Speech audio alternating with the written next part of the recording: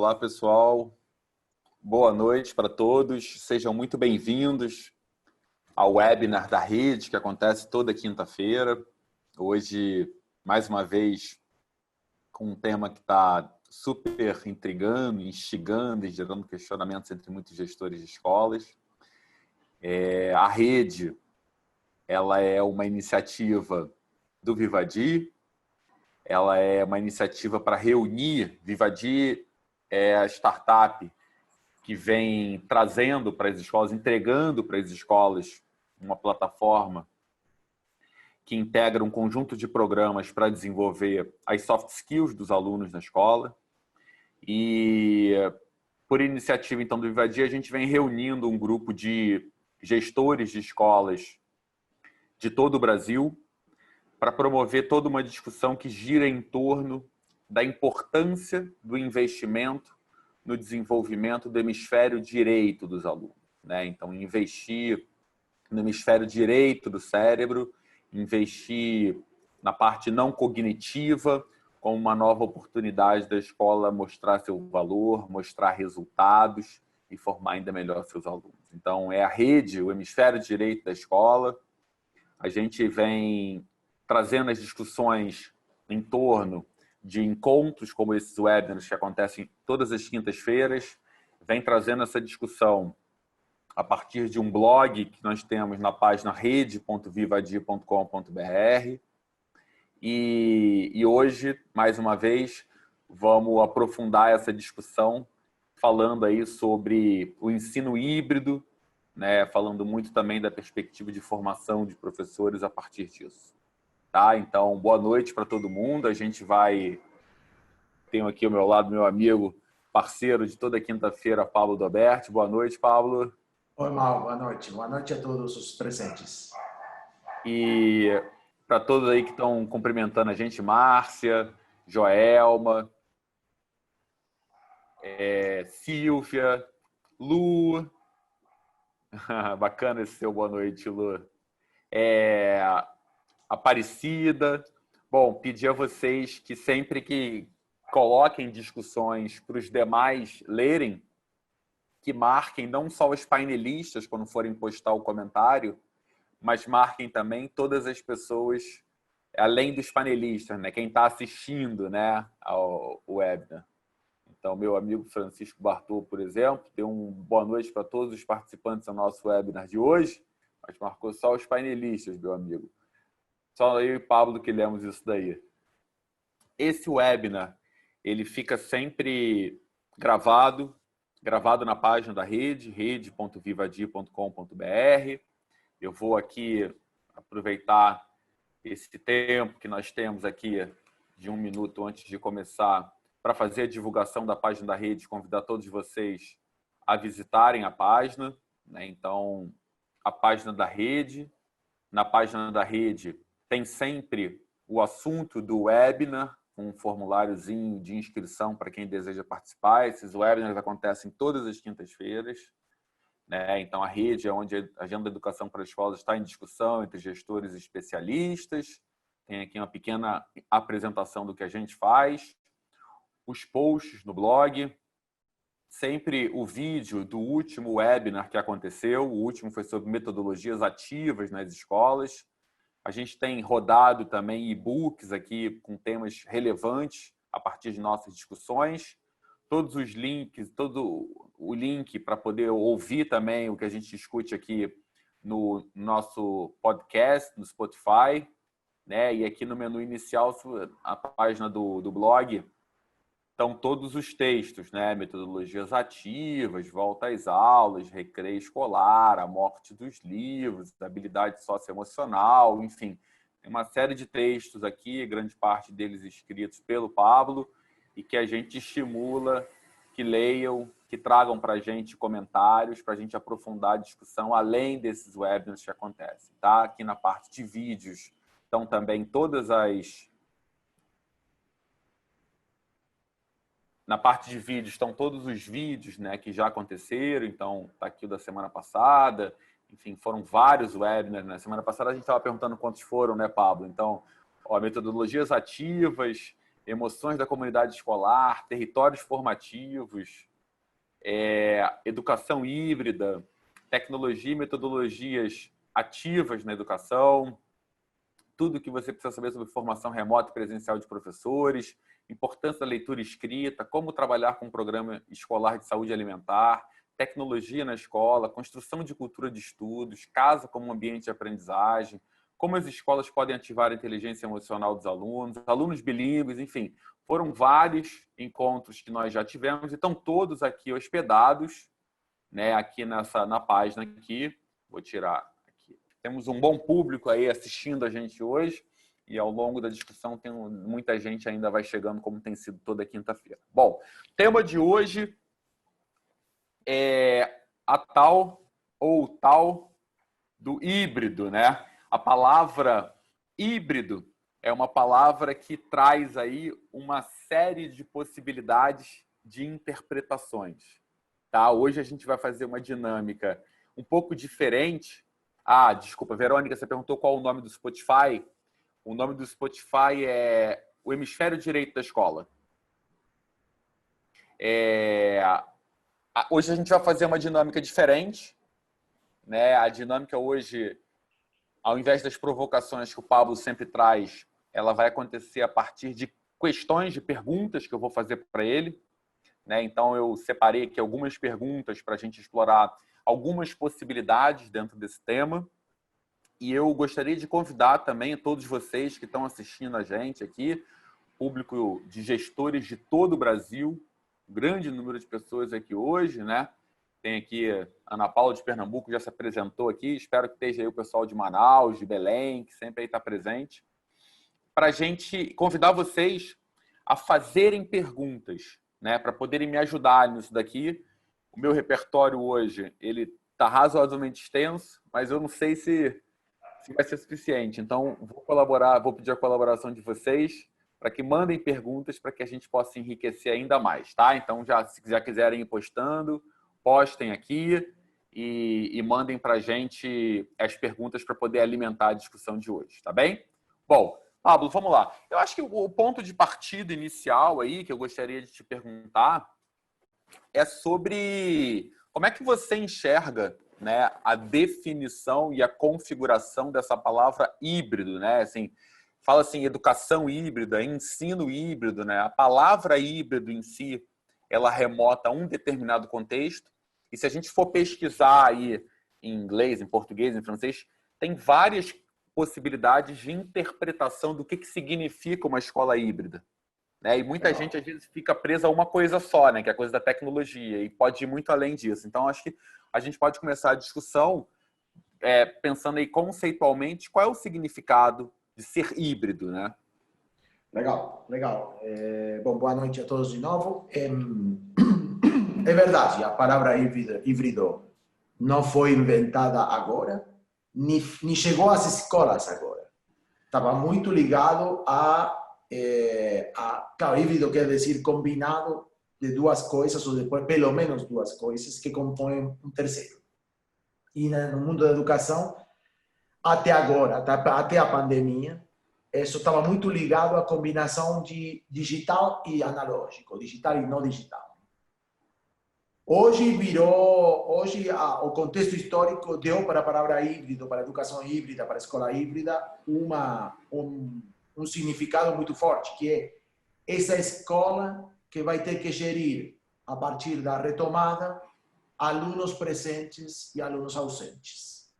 E parece ter fixado, pelo menos na conjuntura histórica, o conceito do híbrido a essa hibridez do cara que está presente, o cara que está ausente, e como a escola organiza essa situação absolutamente inédita, né? A escola estava acostumada à escola presencial, se repentinamente teve que virar a escola remota, e agora parece ter que enfrentar pelo menos uma transição, e não sei quão longa será essa transição, para um modelo híbrido, onde os alunos estarão e não estarão ao mesmo tempo, em proporções completamente dispares e provavelmente móveis, flexíveis, quer dizer, uma semana terá uma proporção e a semana seguinte pode ter outra. e pode ter outra na terceira, etc, etc. Mas me parece mal que quando a gente coloca no título educação híbrida, quase todo mundo que está aqui tem pensado nesse conceito que hoje está tão presente na vida e na cabeça do gestor e dá para entender por quê. E aí vem até uma pergunta aqui da Ana Paula Bezerra, de Paula Bezerra, Pernambuco, que pergunta qual é a diferença, se tem diferença entre ensino híbrido e educação híbrida, né? Eu acho que dentro do que você falou já diz um pouco isso, né? Provavelmente, se a gente fosse para o conceito de híbrido na educação, a gente poderia fazer uma disquisição bem conceitual daquilo. Mas me parece que está tão forte a necessidade de refletir sobre como operarão as escolas perante a situação que enfrentará a partir dos próximos dias, que ir para esse registro muito teórico pode deixar a muitas pessoas assistentes aqui com a sensação de que a gente fugiu do momento. Então, eu tentaria, por enquanto, pelo menos na primeira metade, falar um pouco mais concretamente de o que vai acontecer e quais são as possibilidades, quais seriam os pensamentos acima disso. Legal. Então, dentro disso que você está trazendo, eu vou começar, então, falando aí, acho que, de uma figura fundamental nesse processo, né? E que talvez para as escolas tenha sido o papel, ou tenha sido o grande desafio no início de toda essa conjuntura e que agora no retorno talvez o desafio seja ainda maior, que é o professor, né? O professor que não estava preparado talvez não tivesse preparado para começar a fazer esse modelo de aula que está acontecendo hoje em muitas escolas e que provavelmente não está preparado para o modelo de aula que vai passar a acontecer depois que retornarem as escolas, né? Então, aqui no Rio, por exemplo, e eu não sei se isso vai ser uma configuração geral em termos de Brasil, há um limite de número de alunos por turno. Isso vai exigir um rodízio de alunos por parte das escolas, né? Então, não dá para colocar quem tem 30 alunos, não vai poder colocar 30 alunos, a não ser que tenha uma sala de aula do tamanho do estádio de futebol. Então, só vai poder ter 10, e outros 20 vão ficar em casa. Vai precisar fazer esse rodízio. E aí, assim, como é que forma, ou como é que chega, ou como é que traz o professor para essa nova realidade? Ou qual é o papel do professor nesse híbrido? E acho que pode partir tanto de uma questão mais conceitual, que me parece que o professor ele é uma barreira muitas vezes, né, a ser superada, assim, é um cara para ter trazido e formado para o lado, né, e as escolas investem pouco na formação do professor nesse sentido, e nesse retorno, como é que isso encaixa? Legal. Bom, a gente está, não vou dizer caminhando, porque a gente fica em casa o tempo todo, mas está se conectando com muitas escolas no Brasil nos últimos meses, né? Por conta também dessa problemática dos professores, etc, etc. E no começo da escola remota, houve, por parte dos mantenedores, um grande medo de se os professores conseguiriam se adaptar a esse modelo. E houve também, estou falando em termos gerais, um estresse inicial forte dos professores. A gente percebeu isso, o professor estava meio desencaixado, com sintomas de estresse mesmo. Mas deixa eu dizer que hoje, 4 meses depois, o povo das escolas, no geral, está super tranquilo com o nível de adaptação que o professor teve para essa escola remota.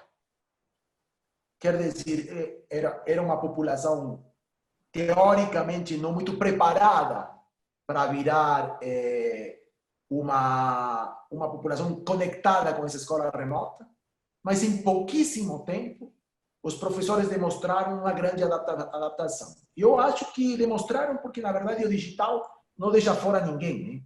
Então, foi simplesmente a legitimação do digital e algumas ferramentas suficientemente eficientes para isso, o que fizeram com que os professores sejam hoje, em termos escolares, tão digital quanto os alunos.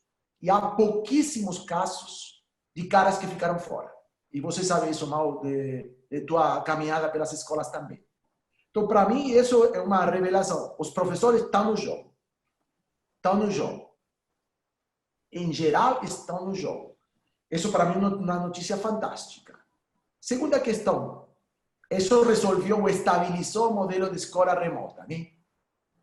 A escola remota está, sobretudo, nas séries superiores, fundidores de ensino médio, sem nenhuma dúvida, e fundiu mais ou menos, educação infantil é outro capítulo.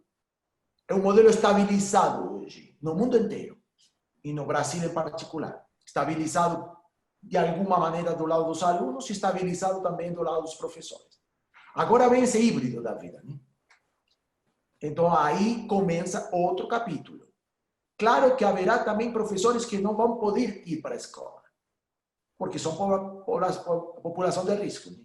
Então, haverá também alguma possibilidade de que alguns professores fiquem remotos. E começa um desafio enorme, que você gerir uma situação conectada entre alunos presentes, alunos ausentes, e um manejo da tecnologia, do espaço e da cena complicado de novo. Mas agora eu acho que todos nós sabemos que o professor vai se adaptar na medida que a gente dê mensagens claras e modelos claros de como atuar. Legal. Beleza. E aí, assim, do outro lado, tem o aluno, né? E a gente tem conversado muito, e foi tema já de alguns webinars aqui, essa questão do processo, da importância do processo de construção da autonomia do aluno para viabilizar esse modelo híbrido, né? Então, dado que tem um aluno que está na sala de aula, tem um aluno que está em casa, né? O que está na sala de aula, ele tem ali a figura do professor presente, e o que não está, ele vai precisar caminhar muitas vezes por pernas próprias, né? E certamente essa construção da autonomia no aluno tem sido um grande desafio hoje, né? Eu até não sei se vocês chegaram a ver, você chegou a ver, Pablo, eu recebi um vídeo ontem de um cara satirizando os filhos estudando em casa. Vi o cara de pijama, né? O cara de pijama. Eu vi. Cara, o cara de pijama e o cara falando assim, cara... Aí o filho faz uma pergunta de um assunto que ele não sabe, ele simula que está passando mal e diz... Os marsupiais e depois... Mas eu vi. É muito engraçado, muito. É isso. E mostra, eu acho, um pouco essa coisa do quanto que para as famílias tem sido um grande desafio, né? Porque, na verdade, os alunos, né, não houve um processo de construção de autonomia nesses alunos, né? E agora, com o híbrido, me parece que há uma oportunidade das escolas aproveitarem quem está presencial para investir na construção dessa autonomia para quando ele estiver remoto, né? Porque alguns vão estar presenciais e depois estarão remotos, enfim. Como é que funciona essa coisa do aluno, o papel do aluno e onde a escola investe nesse sentido? Sem dúvida, o principal problema que não conseguiu ser resolvido ao longo do tempo da escola remota é a autonomia do aluno. Eu acho que aí deu para ver que desenvolver a autonomia do aluno não é uma questão de 3 meses. É um trabalho mais profundo. De fato, a gente está trabalhando num programa de autonomia, né? Porque a gente percebeu que a escola deveria ter trabalhado mais profundamente, mais estruturalmente na autonomia para poder conseguir situações melhores. Então, os alunos continuam sendo dependentes. E essa satirização do cara mostra que o aluno tentou trocar a dependência do professor pela dependência do pai, né? No caso. Mas o pai não quer assumir esse lugar de ser o guia permanente do filho estudando. Então, aí deu pau, deu conflito. E essa é uma situação conflitante que não foi resolvida. E eu encontro que a gente tem um aluno que tem dificuldades para gerenciar seu tempo, para gerenciar sua responsabilidade, para gerenciar sua autonomia e seus próprios processos. Esse me parece o ponto mais fraco. Deixa eu refletir um pouquinho sobre o híbrido e alguns modelos que a gente está estudando, que está escutando também das escolas. Porque qual é o desafio? Vou pensar em termos gerais, depois a gente pode abrir isso em segmentos diferentes, né? Mas qual é o desafio? O desafio hoje é, a gente vai fazer uma aula completamente síncrona, ou seja, todo mundo em tempo real, entre os presentes e os ausentes. Essa é uma maneira de pensar o desafio. A grande maioria das escolas está pensando assim. Como consigo que um professor de aula, para Maurício que está ali presencialmente e para Pablo que está em sua casa, e que isso seja uma experiência contínua. e simultânea entre os três. Maurício com Pablo e os dois com o professor e o professor com os dois. Esse é um tipo de desafio. Outra maneira de responder a essa escola híbrida, que algumas escolas que começam a andar por aí, é dizer, eu não vou fazer assim. Dado que haverá rodízio de alunos, aluno que vem para a escola, eu vou fazer um tipo de trabalho com eles, e aluno que fica em casa, eu vou fazer outro tipo de trabalho com eles. E eu não vou conectar eles sincronamente nunca. Vou levar um exemplo um pouco extremo. Vamos pensar em Flipper Classroom. Aluno que fica em casa, eu faço transmissão de conteúdo. Dou aula para ele. Porque aula remota, videoaula remota, funciona. É um dispositivo simples e estabilizado.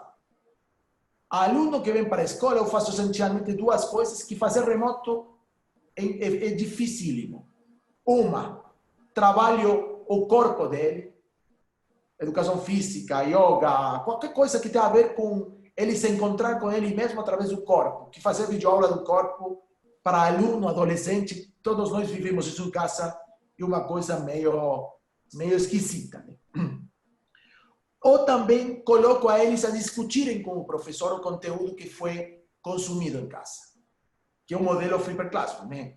O conteúdo vai lá para ser consumido e depois a situação presencial é para ser discutido e elaborado esse conteúdo. Então, são dois modelos que para mim os dois são possíveis, têm desafios diferentes e são os dois que estão rodando com mais clareza hoje. Eu, para entender os dois modelos, ficou clara a diferença e podemos pensar em que tipo de desafios. Eu vejo uma pergunta por aí, né? Qual é o papel do professor, por exemplo, e vai depender o papel do professor em cada um dos modelos. Poderíamos refletir um pouquinho sobre isso, mas dou a palavra para você, vamos de novo, para ver por onde você quer trilhar o caminho. É legal, e aí me parece que dentro desses dois modelos, esse investimento, de qualquer forma, na construção da autonomia do aluno, né, na continuidade da construção da autonomia no aluno, precisa ser um foco da escola, talvez até mais do que no conteúdo, né? Porque se nesse retorno houver uma preocupação em fechar conteúdo, principalmente para as escolas que são de ensino fundamental e médio, perde-se uma grande oportunidade num momento em que o conteúdo deixou de ser a coisa mais importante para a escola nesse momento, né? Uhum. Ali há um comentário que eu gostaria de pôr assim também como titular na nossa conversa, que é esse negócio de o dia depois da híbrida, escola híbrida. A escola híbrida pareceria ser uma transição de uma escola remota para uma escola presencial e o restabelecimento da escola presencial. Claro que essa transição é difícil hoje estabelecer qual será a duração, as proporções, etc. Mas ainda assim, na cabeça da maioria das pessoas, o híbrido é transicional. Mas a pergunta, e a gente colocava isso num post hoje de manhã, será que alguma coisa desse híbrido que a gente vai inventar, da mesma maneira que dessa escola remota que a gente já inventou, tem que sobrar depois para a gente não voltar a uma escola exatamente igual à a escola que a gente tinha em fevereiro? E eu acho que isso é uma pergunta que vale muito a pena. Porque seria muito ingênuo, me parece, e seria triste do ponto de vista da evolução histórica da escola se a gente não aproveita todo esse processo profundo para que alguma coisa sobre, para algum tipo de reconfiguração da escola do futuro. Legal. Bom, vou trazer aqui alguns comentários. A Lu, obrigado pela sua presença, pela participação ativa. Em nossa escola, eu deixei claro para pais e professores que, independente de pertencer a grupo de risco, eles decidirão se voltam ou não. Além disso, aquele professor, pai, mãe, que decidir que seu filho não volta, ele ficará com seu filho. Acho isso coerente. Então, deixou bem aberto aí para o professor, né? E da Miriam, ensino híbrido não deve ser uma proposta para suprir uma necessidade momentânea. Precisamos estampar o hibridismo como um procedimento efetivo para a construção de conhecimento. O conteúdo deveria ser visto como um plano de fundo para utilizar o que utilizamos para desenvolver as habilidades. Legal, Miriam. Bom, eu vou então pegar a pergunta da Miriam para puxar aqui um que que uma pergunta que eu tinha para te fazer, que é sobre essa questão do ensino híbrido enquanto um elemento muito vinculado à construção de uma cultura, né? E a gente já falou sobre isso em outros webinars, né? Que a construção de uma cultura na escola é super importante. E queria puxar, então, esse comentário da Miriam para você explorar essa questão da construção da cultura, para pensar no híbrido, além, inclusive, de uma questão digital, né? Mas, em si, enquanto uma identidade da escola. Eu acho que o digital não é um fim em si mesmo, mas abraçar o digital como parte do cotidiano da vida dos alunos, dos professores, dos pais e da instituição escolar era uma condição necessária para você poder se propor a algum tipo de escola em algum regime que não seja necessariamente ou plenamente presencial. Isso aconteceu. Hoje está acontecendo. Hoje é natural, vamos dizer assim. Quando eu digo natural, estou dizendo culturalmente aceitado, que um computador, um celular, um tablet ou qualquer dispositivo cria para o aluno uma situação de estudo, uma situação de ensino-aprendizagem. Isso não era assim em março. E o professor também sente que pode trabalhar e desenvolver coisas assim. Era uma cultura muito restrita a professores muito acostumados a videoaula, etc, etc. E você sabe bem mal isso, que era um nicho de professores, né? Absolutamente um nicho. Não do lado dos alunos, mas sim do lado dos professores. Pouquíssimos professores tinham entrado de maneira plena no registro da videoaula. Porque era um negócio para professores com vocação de youtuber, né? Agora não. Agora todo professor experimentou isso, todo professor sentiu algum conforto nisso, todo professor aprendeu disso, se apropriou disso. Os pais aceitam que o menino está estudando diante de uma tela, síncrona ou assincronamente. Os alunos sentiram o conforto de algumas coisas serem feitas nesse registro, nessa cena de estudo nova. Então a gente tem as bases para construir uma cultura nova e umas práticas novas. Mas para mim agora depende das instituições, da coragem das instituições para aceitar e assumir o papel de incorporar nas suas práticas de aqui para frente, isso com status de coisa estável e legítima. Será que as escolas aceitamos que o digital é mais presente e é mais forte do que era nas nossas escolas? Que muitas coisas podem acontecer digitalmente e não por isso serão nem menos sérias, nem menos consistentes, nem menos profundas, nem menos nada disso. Simplesmente outro registro da construção da experiência do que quer dizer estudar em uma escola. E eu não estou falando não de homeschooling, zero de homeschooling. Estou falando de escola híbrida mesmo, de escola onde o digital acontece, ou mesmo que vai acontecer com os escritórios e as empresas, né? O home office voltará a ser um negócio esquisito para uns poucos ou virará uma prática razoável de muitos? A escola se faz essa mesma pergunta, não como home office, sino como estudo remoto. Então, me parece que está aí o problema do cultural, mas nunca como agora estão dadas as condições, me parece.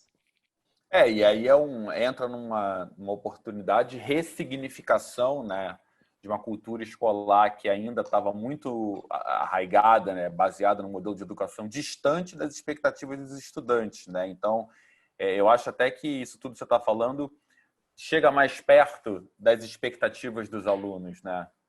Bom, eu vou trazer aqui um outro comentário da Lu, que ela fala assim: eu pretendo colocar o professor em aula remota, dentro da sala, para os presentes e os que estão em casa. E os grupos estarão entre todos os alunos. De preferência que neles haja alunos da sala e em casa, com a diferença de que um grupo estará ao lado do professor. Acho um modelo que integra todos. O que acham?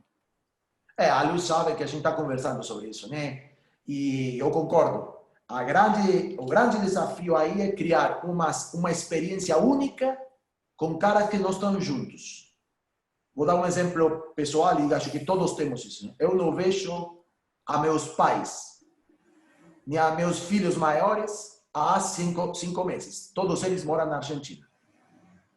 E a gente o que tenta é por via de Zoom, Teams, etc, etc, criar uma experiência onde meus filhos que moram comigo, meus filhos que não moram comigo, minha mãe, minha mulher e todos nós tenhamos uma experiência conjunta, ainda cada um da sua casa, porque a sua vez meus filhos estão um em sua casa, outro na outra casa.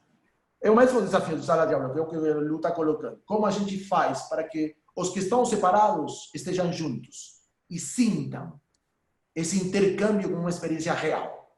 Esse é o grande desafio do híbrido. Eu concordo que se a gente consegue isso, a gente consegue muita coisa. Porque há muita saudade disso. Né? A Liliane, depois você conta pra gente de onde você é, qual cidade, qual escola. Pergunta, com este novo formato, há riscos da figura do professor desaparecer? Essa pergunta dá pé para trazer um pouco a explicação, né, irmão? Uhum. Minha resposta seria assim, num modelo clássico de aula tradicional, vamos dizer assim, o risco de o professor desaparecer é se ele se enxerga como veículo de informação. Se ele acha que ele vai informar os alunos sobre o tema da matéria, ele é facilmente substituível por qualquer website ou qualquer plataforma que tem conteúdo, sistema de ensino, o que for. Se ele se enxerga como cara-chave para poder articular a informação com a apropriação por parte do aluno, que é isso que a gente chama de explicação, ele é insubstituível. Nenhum livro, nenhum conteúdo, nenhum Google da vida vai conseguir explicar nada para ninguém. E vai conseguir informar todo para todos. Então, o professor, no modelo clássico, ele tem que entender que ele está ali para fazer aquilo que é informação plana para um aluno, informação significativa para ele. E isso chama explicar. Por isso a gente no Vivadi faz questão de fazer um programa de explicação, porque é ali onde o professor encontra seu lugar insubstituível.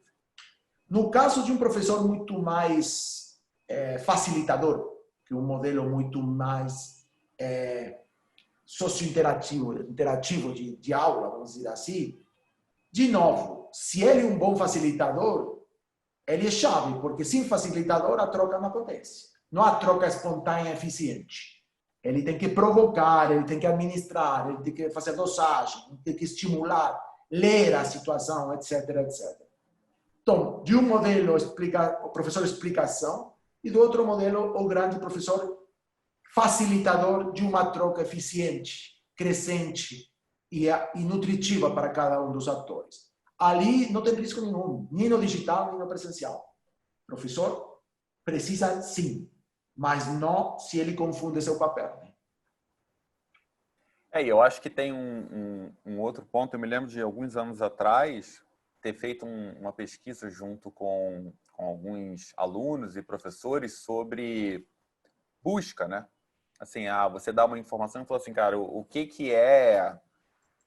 são os marsupiais? Né? E o cara entrava no Google e botava o que são marsupiais e buscava, e apareciam milhares de respostas sobre isso.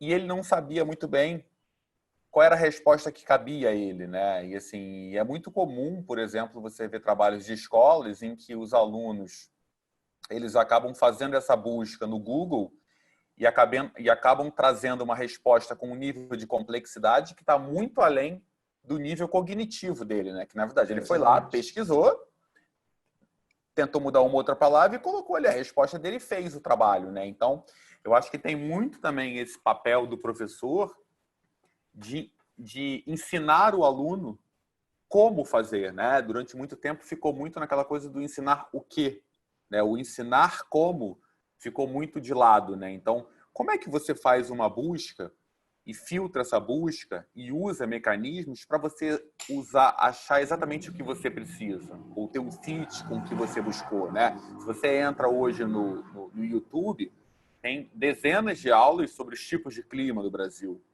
Qual é a aula de tipo de clima que cabe para uma criança de 6º ano? Então, se o professor ele assume esse papel de fazer também essa curadoria e de trazer o que é melhor, ensinar o aluno a fazer esse tipo de pesquisa, ele é insubstituível, porque esse tipo de coisa o aluno não aprende fazendo, né? A gente tem dificuldade de fazer busca, você imagina o aluno.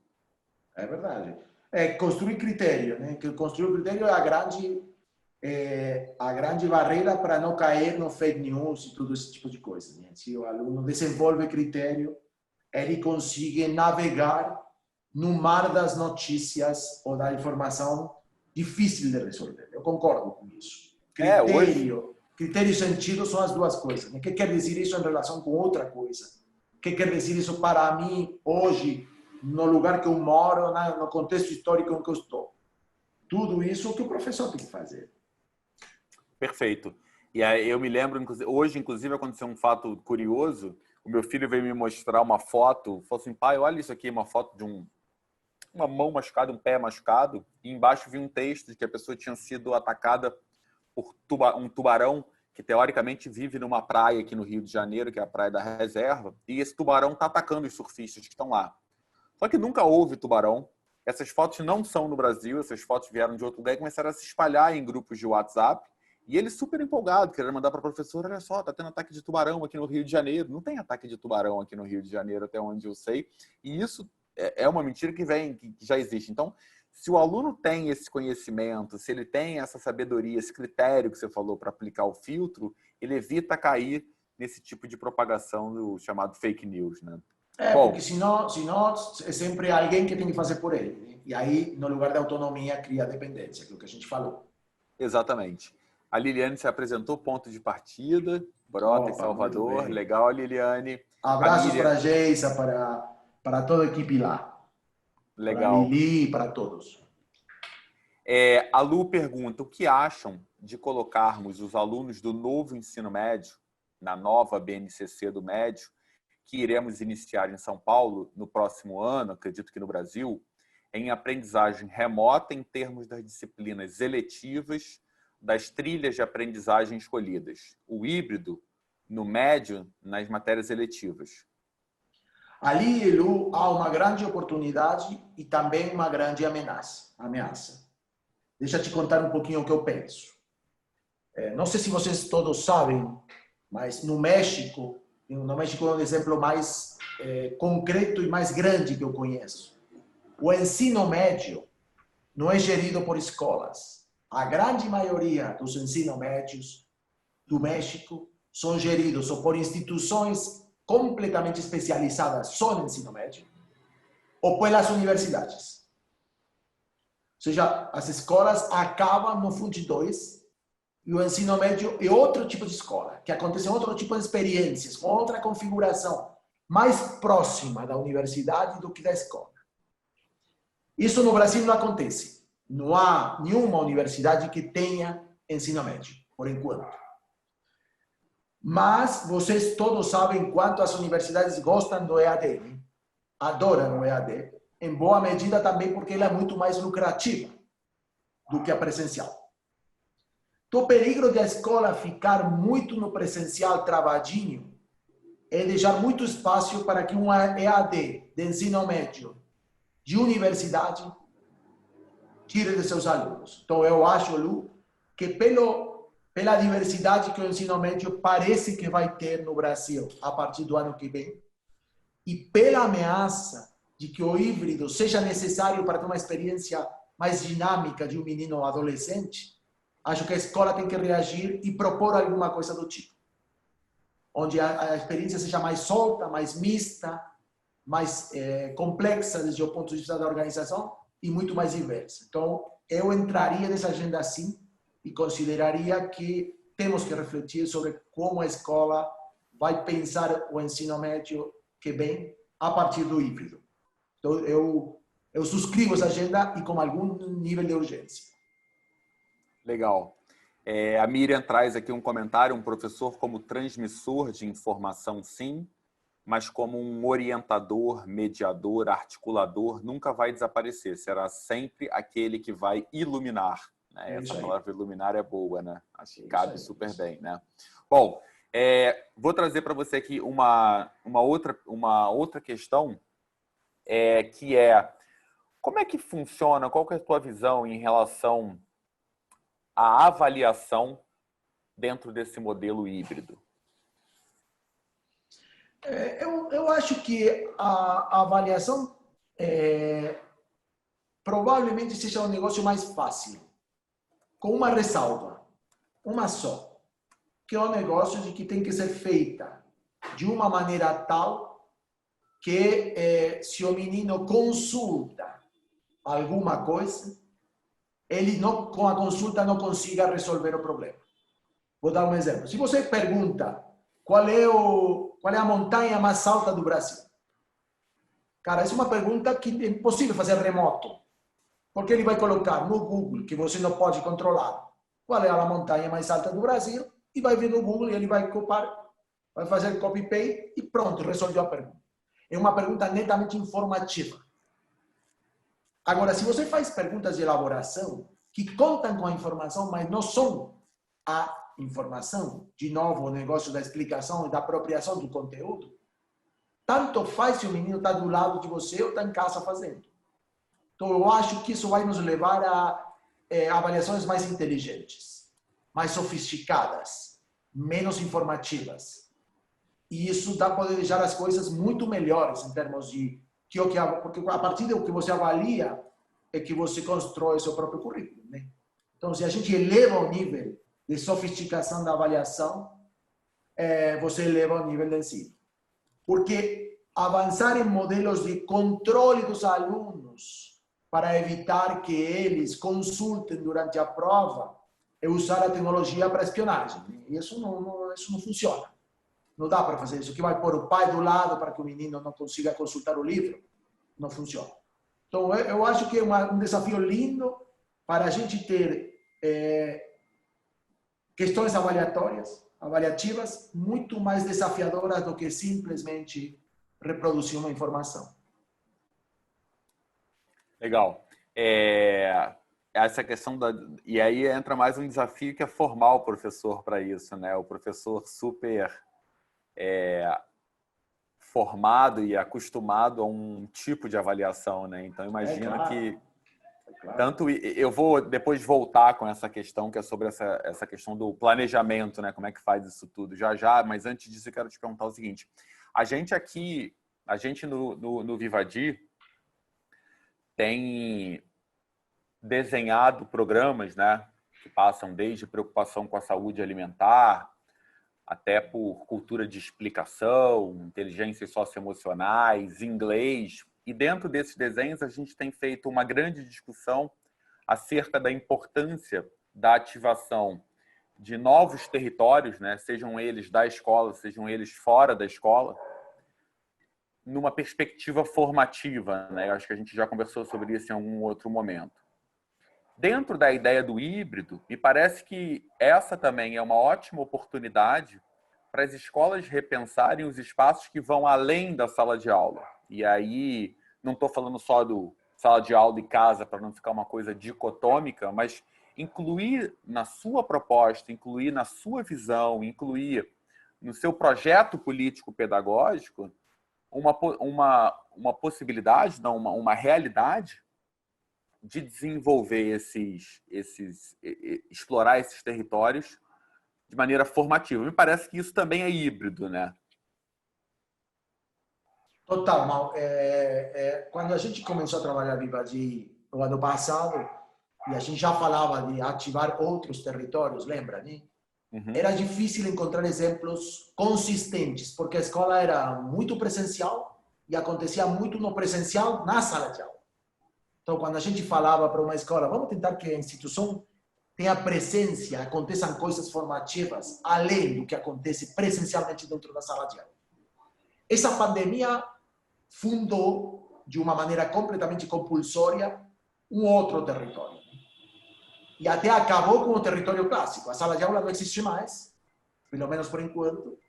E outros espaços, e outros modelos, e outras situações que não são tão homogêneas quanto a sala de aula, viraram experiências formativas. Porque todos nós sabemos que a gente diz o menino em casa.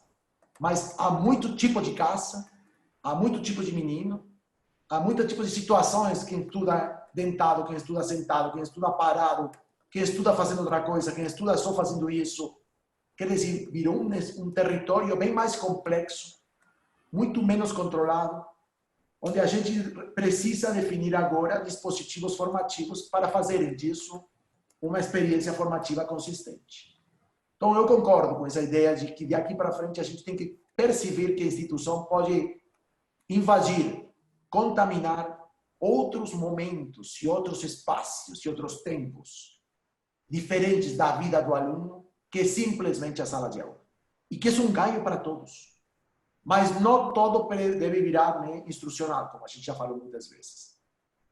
Cada espaço vai ter seu próprio código de estruturação formativa. Mesmo de casa não precisa virar instrucional, né? Exatamente. Várias... Pelo menos não só instrucional, né?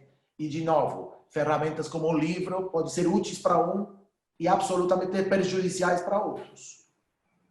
Então, a coisa vira mais diversa, mais complexa, mais interessante, mais ampla.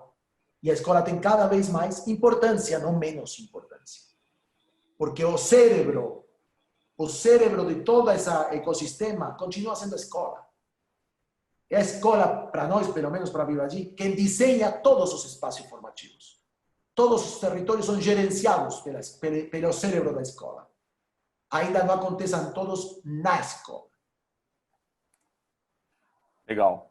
E aí, então, vou aproveitar essa tua fala para falar um pouco sobre essa questão da escola na figura do gestor, né? Qual que é o papel da gestão da escola dentro da configuração desse modelo, já que a gente está conversando com um grande público aqui, é o público de gestores de escola, qual é o papel da gestão da escola na configuração dessa nova realidade para aproveitar essa oportunidade de criação de um modelo híbrido? Não, o que a Silvia está colocando ali é absolutamente verdade. Nada do que estamos falando acontecerá se não há uma forte convicção da equipe gestora de que isso pode acontecer. E a equipe gestora não só tem que ter a convicção política de que isso pode acontecer, sino que tem que ter as ideias principais de como isso acontece. Então, há um desafio criativo de desenho de modelos pedagógicos completamente novo para qualquer equipe gestora pedagógica das escolas. Até agora, a equipe gestora era quase uma instância administrativa de planejamento, né? Agora está obrigado a desenhar e a liderar politicamente esse desenho, porque vai ser um desenho que vai ter que ser ajustado na prática. Todo mundo vai aprender fazendo. Então, a liderança tem que ser firme e a convicção de que isso faz sentido tem que ser forte.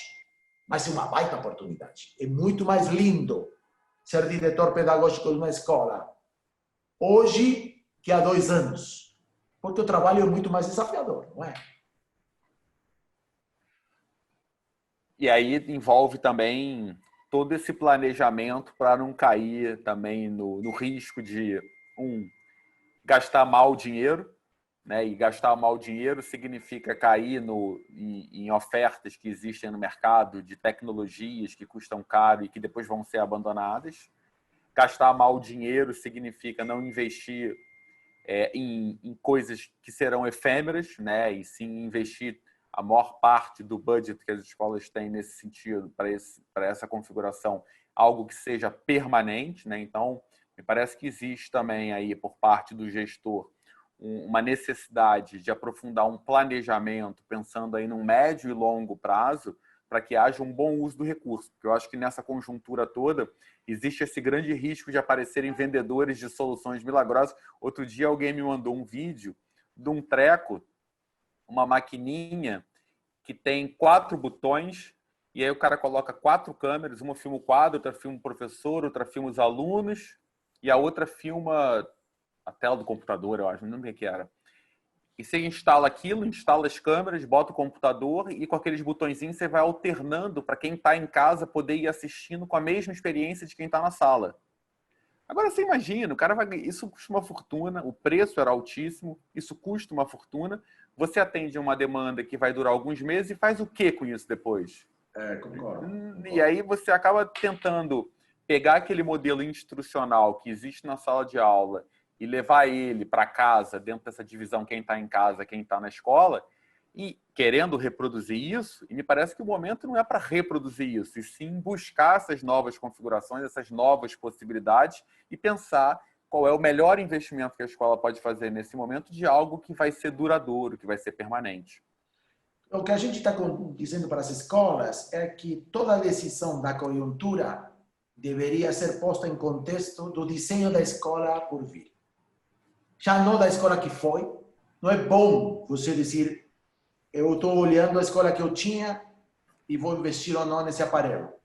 É melhor dizer, eu tenho que olhar a escola que eu quero ter e vou ver se investir nesse aparelho faz sentido. Então, contextualizar no projeto de escola nova que cada um de vocês pensa ter. E aí, então, você toma a decisão se o investimento, seja o que for o investimento, vale ou não a pena. Nenhum investimento vai se justificar só pela conjuntura, né? Não vai se justificar. O investimento tem que ganhar contexto, mas o contexto tem que ser o contexto do futuro, não do passado. Porque se for o passado, nada se justifica. Mas se você não tem claro o futuro, vai ser difícil tomar decisão. Então, é importante discutir a escola que a gente quer após a pandemia, para poder entender como a gente quer gerenciar a transição da pandemia. Legal. Vou pegar aqui alguns comentários agora. Comentário da Silvia Vilhena. As elaborações das perguntas precisaram mudar. Isso também ajudará os alunos a terem autonomia, principalmente pensamentos próprios. Será um desafio, porque todos estão acostumados à resposta no coletivo e não no individual. Tem a ver, acho que a pergunta sobre avaliação. As avaliações poderão nos auxiliar a trabalhar a autonomia com os nossos alunos e docentes. Precisará ser bem trabalhado, porque o ensino atual é muito engessado, né? A gente já explorou, já falou um pouco sobre isso. A Silvia complementa falando, teremos um grande trabalho de gestão e pedagógico a ser feito, e muito bem feito, para alcançarmos o objetivo. Exatamente, concordo. Pois é, não é o ideal, precisamos inovar e não levar o que tínhamos antes da pandemia e copiar nos dias atuais e futuros. Acho que é um pouco o comentário que eu tinha falado. E a Lu traz que nas questões de avaliação, eu acredito que o professor tem que inovar também. Penso que tem um mar de possibilidades, exemplo, numa prova de geografia, o conteúdo fala de relevo e clima. Fazer perguntas sobre isso, por exemplo, e avaliar presencialmente é fazer o aluno decorar. Porém, remotamente, se o professor perguntar para o aluno que, lembrando do que estudou, terá que fazer uma campanha publicitária para uma agência de viagem sobre esse lugar e fazer um folder com título e tudo para atrair e mostrar o que o turista deve levar, e é bem desafiador. O que acham? Tenho pensado muito em avaliações. Essa questão das avaliações realmente tem um universo aí para ser pensado, né, Pablo? Isso. Acho que ali há muito para aprender e também muito modelo feito, né? Avaliações não de conteúdo, sino de capacidades dos alunos para fazer coisas com o conteúdo, né? Para produzir acima do conteúdo, para recriar o conteúdo, para associar conteúdos, etc, etc. A gente vai ter que fazer avaliações de segunda ordem, de maior complexidade. E construir essas avaliações é um skill, é uma habilidade que os professores, na maioria, não têm. Então, de novo, volta para o gestor. Serão vocês que terão que mostrar o caminho. Para mim, o ano 2021 vai ser o ano do gestor pedagógico. É a grande oportunidade de vocês serem os protagonistas para mostrar um caminho de uns professores que eu acho que, como nunca, estão dispostos a te seguir. Eles já saíram da zona de conforto deles. Já mexem com esse mundo líquido, inestável, com uma naturalidade que não tinha. Por força, né? Pela realidade. Então, agora, é mais fácil liderar esse povo, mas tem que ser liderado. Se vocês pretendem jogar para eles a produção de modelos novos, não vai vir. São vocês que têm muito mais estrutura para isso e muito mais amplitude de formação e de pensamento, que tem que mostrar os caminhos e arriscar para eles arriscarem depois. Então, essa postura, Lu, é a postura. E as primeiras avaliações têm que ser feitas por vocês, para mostrar que tipo de avaliação tem que vir. Isso, e a Lu diz ainda que pensar no repertório sócio-histórico e cultural do professor e formação nunca foi tão importante. Nunca foi. Verdade. Mas a realidade está formando a eles, gente. Olha a formação que eles fizeram compulsoriamente para aprender a resolver situações que nunca na vida tinham resolvido. Eles cresceram nessa crise e cresceram pela crise. A gente tem que aproveitar isso. Bom, o Francisco traz aqui, sabemos que ainda que os professores ainda precisam de tempo para aplicar um sistema híbrido na sua plenitude. Nossa ideia é manter o modelo atual de transmissão de aulas, ao vivo, com interação por chat, uma sala por série, exclusivamente online. Como vai sobrar horário de professores com revezamento de alunos quando voltar o presencial? E de revezamento vai ser semanal, de modo que os conteúdos de cada semana sejam contemplados presencialmente ou online. Então, exemplo aí de como é que uma das escolas está se preparando.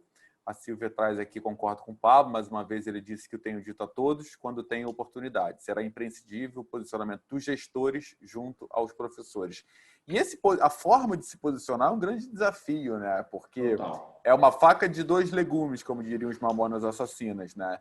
Então, assim, se você se posiciona de maneira autoritária e não como líder que deve ser, você gera uma reação que pode gerar um problema ainda maior, né? Então, a forma de se posicionar aí, eu tenho acompanhado muito aqui no Rio, e isso com as escolas parceiras nossas aqui, e tem muitos professores organizando movimento, sindicato dos professores, boicotando o retorno às aulas, enfim, tem uma coisa muito acirrada, né? Esse retorno, ele tem um grande desafio, e essa forma de se posicionar junto aos professores, eu acho que vai ser desafiadora. Bom, o trabalho vai ter que ser feito em equipe, né, Pablo? Construção de time, né? Mas a gente já falou algumas vezes isso, acho que no webinar que a gente falou de comunicação, a voz da instituição, a voz da diretoria da escola, a voz da gestão vai ser fundamental para estabilizar a escola que volta. Seja a escola híbrida ou a escola do futuro.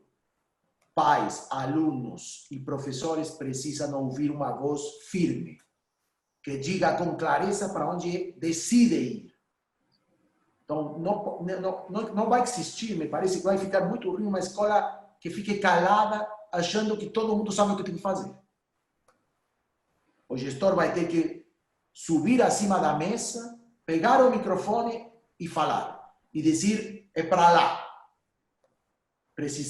Vamos precisar de comandantes, de líderes de um modelo que não está nada claro para ninguém. Nem na transição, nem depois da transição. E essa é uma grande oportunidade. Legal. Bom, a Marcelina fala, vou eu sem microfone mesmo, no gogó. Eu gostei dessa frase. Eu já estou pensando publicitariamente nessa frase. Lá vou eu mesmo sem microfone no gogó. Soou bem isso daí.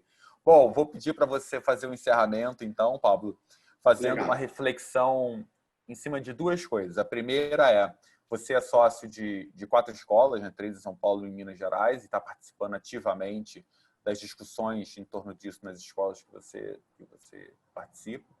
Então, queria ouvir um pouquinho qual é a sua visão, como é que você tem se posicionado nesse sentido. Eu gosto sempre de te colocar nessa furada, né? E a segunda pergunta é como é que no Vivadi, os programas do Vivadi, eles podem também ajudar as escolas nesse momento, nesse desafiador momento de montar esse híbrido. Legal.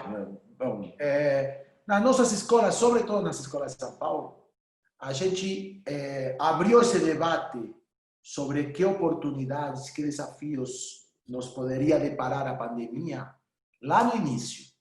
E a gente trouxe, como são 3 escolas, são mais de 2.500 alunos, tem fôlego para esse tipo de coisas, a gente trouxe por perto alguns especialistas. Trouxemos especialistas em tecnologia, trouxemos especialistas em linguagem audiovisual, para que junto com a gente consigamos pensar nas coisas que podiam vir. Eu liderei essa comissão interna, né, de 10 pessoas. E a gente andou toda a pandemia pensando o que a dinâmica escolar podia precisar para o presente e para o futuro, a partir do que estava acontecendo. E monitorando tudo isso. Falando com o aluno, falando com o pai, falando com o professor, etc. E a gente foi criando capas de valor. Primeiro foi capacitação do professor, depois foi difusão de o que acontece em outros lugares do mundo, agora tem a ver com desenho de aulas híbridas e assim vai. Então, e o que a gente viu é que tem muita escola que está esperando que o momento chegue para pensar. Isso é super perigoso, super perigoso. Por isso a gente está fazendo um trabalho ativo de conversar com as escolas para ajudar, com a experiência que a gente pegou, a contar o que a gente fez e a mostrar o que a gente faz. Porque isso pode ajudar a que a escola se fortaleça. O grande objetivo político de tudo isso é fortalecer a escola perante a sua comunidade, perante seus professores e perante ela mesma, porque a escola estava bem fragilizada. Né? Então, isso que a gente está fazendo está dando certo. O tempo todo tem que ajustar, porque você nunca sabe quais são as regras do jogo. Quando volta? Volta 8 de setembro no São Paulo, não volta, volta com restrições, não volta com restrições. Bom, tudo isso está presente, mas ainda com isso presente, ter alguma direção clara, algum objetivo claro, e sobretudo o objetivo de que capitalizar de toda essa crise. Respeito do Vivadi, a gente tem 2 ou 3 coisas que me parecem essenciais, mano. Por um lado, o Vivadi está tentando fortalecer as instituições escolares perante desafios que sempre foram importantes, que é o desenvolvimento das habilidades não cognitivas dos alunos, mas que nesse momento ficaram tão protagônicas, né? Tão protagônicas, saúde alimentar dos alunos, controle do estresse, autonomia, capacidade de gestão própria, etc, etc. Então, o Vivadi tem uma agenda que pode ajudar as escolas a ter uma voz para dentro e para fora de um currículo mais audacioso, de uma prática formativa mais ampla, mais complexa, mais vital e melhor, para fazer as escolas menos padrão, né? Menos quadradinhas, de simplesmente fazer aula de conteúdo em sala de aula. E por outro lado, a gente provavelmente somos os caras que mais experiência temos em ativação de territórios novos, formativos, né? Porque a gente vem grudado com isso há 1 ano e meio. E parecia uma agenda absurda. E agora virou uma agenda óbvia. Então, a gente tem experiência. O que quer dizer isso que não existia? Que a escola controle situações que habitualmente não controlava e que a escola desenhe com intencionalidade formativa situações que estavam feitas para outra coisa, para descansar, para brincar, para fazer outras coisas. Será que aí a gente não pode contaminar com intencionalidade formativa e trazer resultados de desenvolvimento integral dos alunos de verdade? A resposta do Vivadi é claro que sim. Só temos que trabalhar no desenho e na execução disso. Mas dá para fazer e dá para fazer bem. Então, eu acho que o Vivadi tem coisas para contar e coisas para ajudar as escolas de aqui para frente. Tá no mudo, Mal. Legal. Obrigado aí pelos teus depoimentos, pelo compartilhar com a gente os conhecimentos, né? Acho que esse formato hoje diferente funcionou bem, eu gostei pelo menos. Vou encerrar aqui lendo o comentário da Drica, né? Que fala que é exatamente esse problema. Geralmente as coisas apenas são jogadas sobre os professores sem nenhuma preparação ou discussão sobre o assunto. Isso que vocês falaram realmente é muito importante, né? A preparação para não ser jogado, né? A Silvia passa muito rápido, gosto muito das nossas conversas, são motivadoras e possuem a clareza que todos precisamos. Mais uma vez, valeu demais. Obrigado a você, Silvia, pela tua participação hoje, foi sensacional. Se a gente só joga para os professores, Mal, e todos, vai voltar mais do mesmo. Né? O professor vai se refugiar no conservadorismo. A única maneira de capitalizar com inovação e com transformação isso aí é a gente mostrar o caminho. E aí a Joelma fala, não dá para pensar nas aulas remotas como se fossem aulas presenciais, existem motivações ativas para atrair a atenção dos alunos, propondo questionamentos, desafios, trabalho em grupo, fazendo a criança se organizar por projeto. O aluno presencial já não aguenta mais esse modelo expositivo, imagina a distância. O aluno de hoje quer construir seu conhecimento e os professores precisam ensinar com criatividade, inovação, bom senso, precisam se comportar como mediadores e não como expositores de conhecimento. O ensino híbrido é uma possibilidade, até porque temos que repensar sobre esse tempo remoto. A aprendizagem necessita de estímulos e eles são lançados constantemente no cotidiano. Então, eu vou encerrar com essa declaração da Joelma, que eu acho que cabe perfeitamente para concluir o que a gente falou. Joelma, você foi brilhante aí no teu comentário, obrigado. Pablo, obrigado. Obrigado a todos que estiveram aqui presentes. Quem não conhece a gente ainda, queira conhecer mais sobre o Vivadi, pode procurar a gente através dos grupos no WhatsApp, onde estão os gestores, ou podem enviar um e-mail para francisco@vivadi.com.br. O Francisco é o nosso diretor comercial e vai ter o maior prazer em atender vocês e tirar dúvidas e poder atender as necessidades que vocês tiverem para poder conhecer mais o Vivadia. A gente tem esse webinar toda quinta-feira, começa sempre às 6h30, terminamos sempre pontualmente às 7h30, a não ser quando passa 5 minutos como hoje. A gente tem a página da rede.vivadio.com.br, onde ficam todos esses conteúdos desse webinar, ficam os posts no blog, e a gente espera que tenha sido bom para vocês como foi para a gente. Essa conversa continua lá nos grupos do WhatsApp. Obrigado a todos, boa noite. Pablo, muito obrigado. Abraço para você. Boa noite, irmão. Obrigado. Até a próxima. Obrigado a todos também. Obrigado pelas participações, gente. Até mais. Valeu. Até mais. Tchau, tchau, gente.